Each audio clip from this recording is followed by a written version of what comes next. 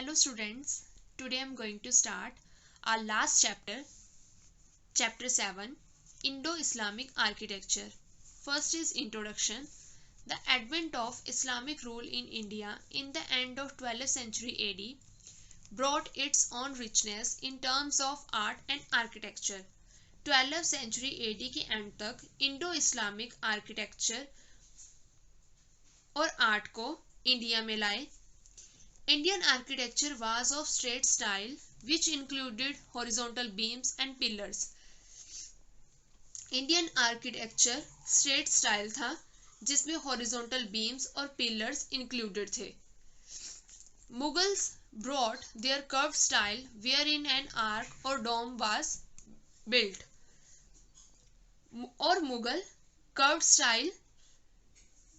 और मुगल में curve style था जिसमें आर्क और डोम बनाए गए थे. The fusion of both styles on Indian soil in term of structural techniques, stylised shapes and surface decorations is term as Indo Islamic architecture. Both style को मिलाकर इंडो इस्लामिक आर्किटेक्चर बनता है. This merge of styles led to the inclusion of decorative brackets, balconies, pendative decorations, calligraphy, inlay work, use of colored marble, etc. इन दोनों के मर्ज होने की वजह से ही ये सारी चीजें आई. From red sandstone in Akbar's era to white marble in Shahjahan period, Indo-Islamic architecture speaks volumes of their great sense of aesthetics.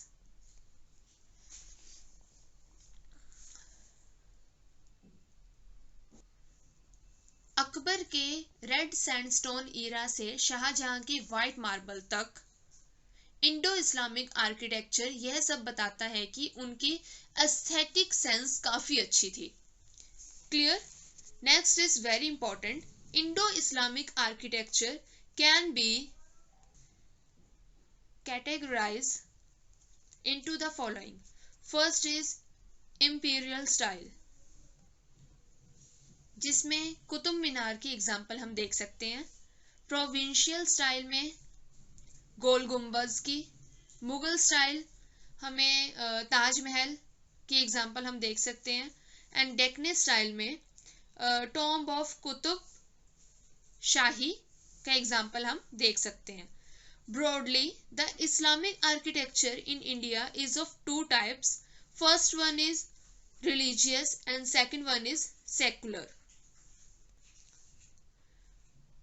मॉस्क्यूज and tombs religious architecture को रिप्रेजेंट करते हैं और पैलेसेस और फोर्ट्स सेकुलर इस्लामिक आर्किटेक्चर को. Clear. First is Gol Gumbaz of Bijapur, medium dark grey basalt, period 1627 to 57 AD, built in 1659. Dynasty Adil Shah. Courtesy Archaeological Survey of India. Description.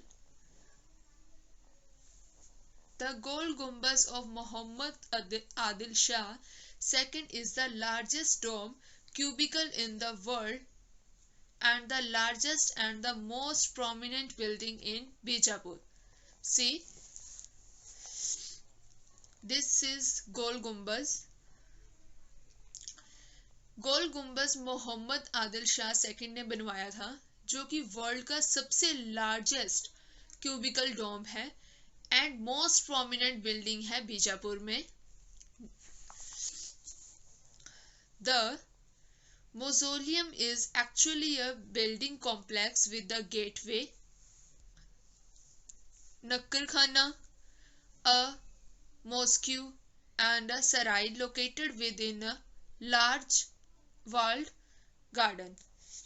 इसमें gateway, नक्कर खाना, mosque and सराय भी बनाई गई है. नक्कर खाना को हम नौबत खाना भी बोलते हैं. इसमें क्या था कि बड़े बड़े ड्रम होते थे, जैसे अगर कोई अनाउंसमेंट करनी होती थी तो इनका यूज किया जाता था. Clear. The Tom resembles a giant cube crowned by a large hemispherical dome resting on a circular drum. यह टॉम बिग क्यूब जैसा है जिसमें लार्ज हेमिस्फेरिकल डोम सर्कुलर ड्रम के ऊपर खड़ा है. Next is the row of petals at the base of the dome and wonderful foliage designs on the drum complement each other. See, dome के base पर petals बनाई गई हैं and wonderful foliage designs drum के ऊपर बनाए गए हैं. This dome with the diameter of 125 feet covers a total interior surface of over 18,337 square feet. इस डोम का जो डायामीटर है वो 125 फीट है और इंटीरियर सरफेस 18,337 स्क्वायर फीट का है. Clear? The hemispherical dome over a square base was constructed with the help of pendentives. Like square के ऊपर डोम लगाना चाहते हो तो कैसे लगा सकते हो? ट्रायंगल स्ट्रक्चर बनाकर जो कि सपोर्ट करेगा डोम को. Clear? It has 7-story octagonal towers at each of its 4 corners capped by smaller domes and have 7 small arched windows on every story. इसके octagonal towers में 7 stories हैं जो कि 4 corners पर हैं. इसके ऊपर small domes बनाए गए हैं और साथ में 7 small arched windows हर story में बनाई गई है. See, 4 corners पर बनाए गए हैं towers. 1, 2, 3 and 4th one is back side. ठीक है, जिसके ऊपर स्मॉल डोम्स बनाए गए हैं. ठीक है,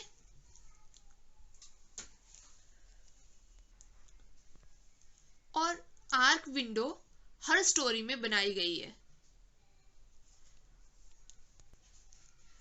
the most outstanding feature of this building is the whispering gallery जो कि 3.4 मीटर वाइड है.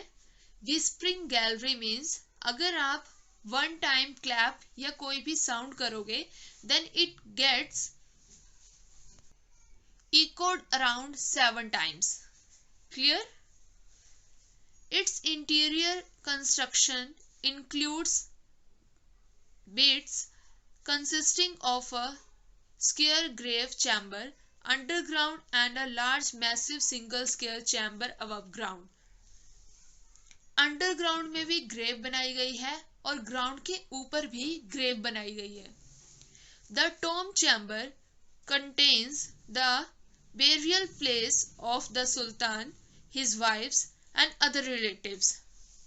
इसके चैम्बर में सुल्तान और उनकी वाइफ्स की और अदर रिलेटिव्स की कब्र बनाई गई है. Clear?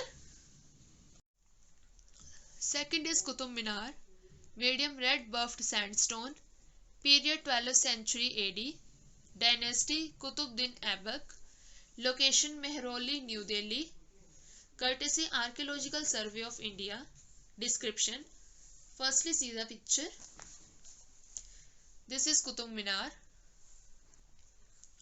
The Qutub Minar is a part of Qutub complex consisting of